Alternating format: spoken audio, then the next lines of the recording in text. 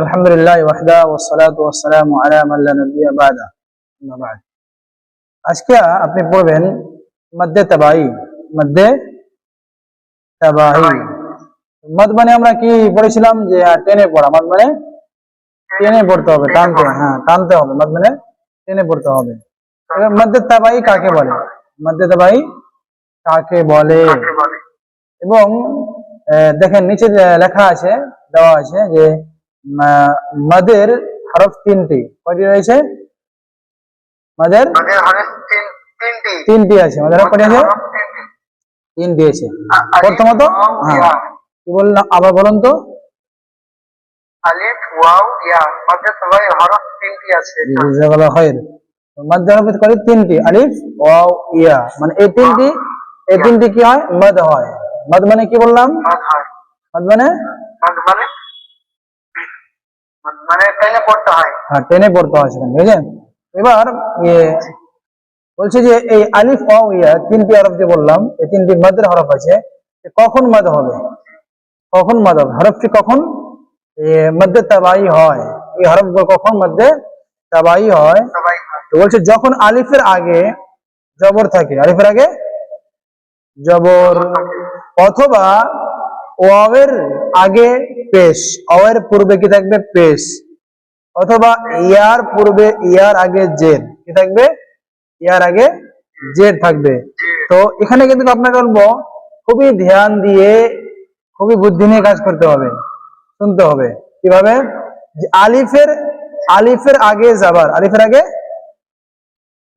জবর থাকতে হবে, এবং ওয়াওয়ের আগে পেশ, ইয়ার আগে জের থাকলে একে আমরা কি বলবো?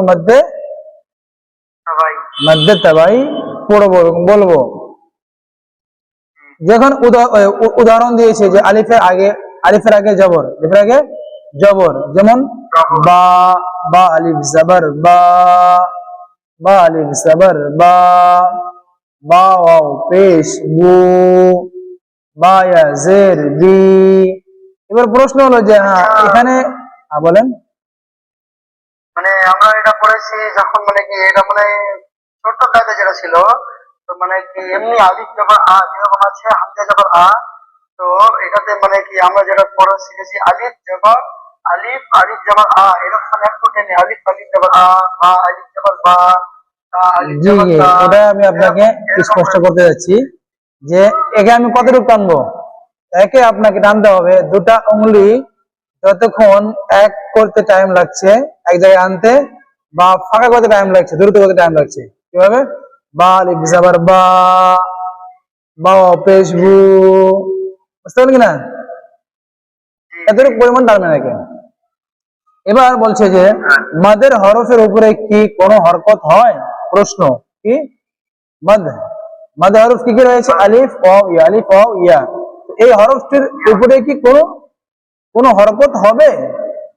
এই হরফ গুলোর উপরে কি কোনো হরকত বসবে? জাবার জের পেশ লাগানো যাবে? বসবে? এটা প্রশ্ন। জবাব কি? না।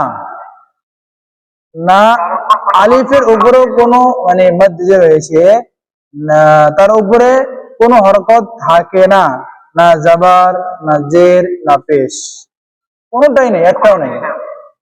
তো মাদের হরফ যে রয়েছে আলিফ ওয়াও ইয়া, এর উপরে কখনো হরকত বসবে না, জাবার জের পেশ বসবে না। এবার আপনি মাদ্দে তাবাইয়ের কিছু উদাহরণ দেখেন, কিছু উদাহরণ নেন।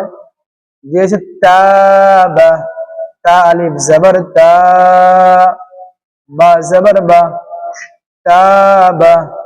এখানে যে আলিফ রয়েছে, আলিফ কিন্তু খালি আছে, এর উপরে কোনো জাবার, কোনো জের পেশ কিছুই নেই, কিন্তু বা সাকিনও নেই।